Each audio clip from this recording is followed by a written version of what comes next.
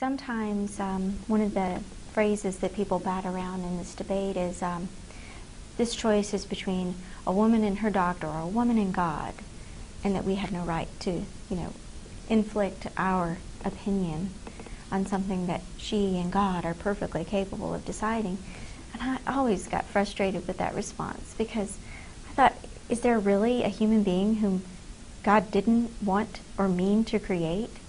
Is there a human being where he said, that one, yeah, I didn't mean to make that baby. You can go ahead and get rid of that one. It's okay.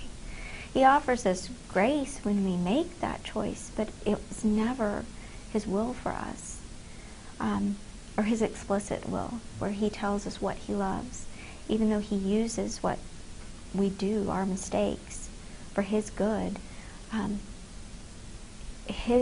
Seeking his will means seeking what he loves.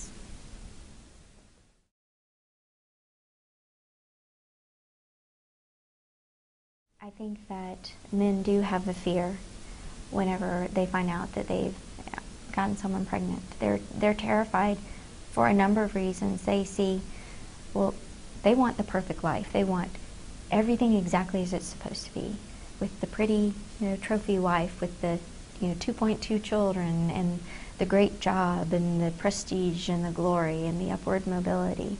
And they see an unplanned pregnancy as the destroyer of all of their dreams.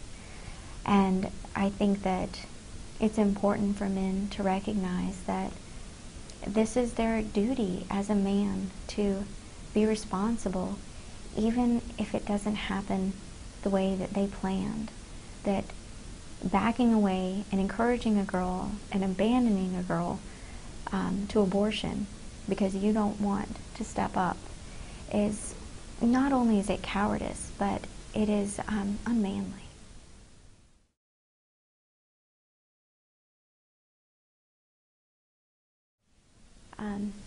I think that if God were to speak to fathers who find themselves in this situation, he would remind them how much he loves them, and how he will never forsake them, and how he will provide for them, and that ultimately, just as he is their provider, or these men are these children's provider, and he will be with them as they provide for these little ones.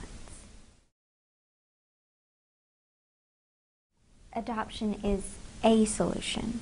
It is not the solution.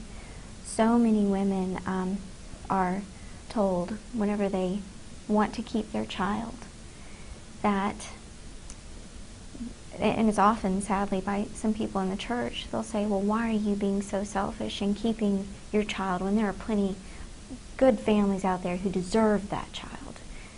And I'm astonished by this statement, because if any of them, those good families or those people making that statement were asked, well, would you give up your child?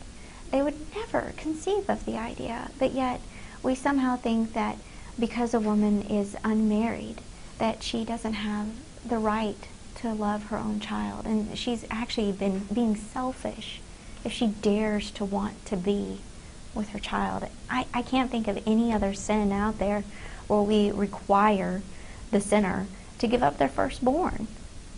It's insane. The book is available at Amazon, Barnes & Noble, and Lulu.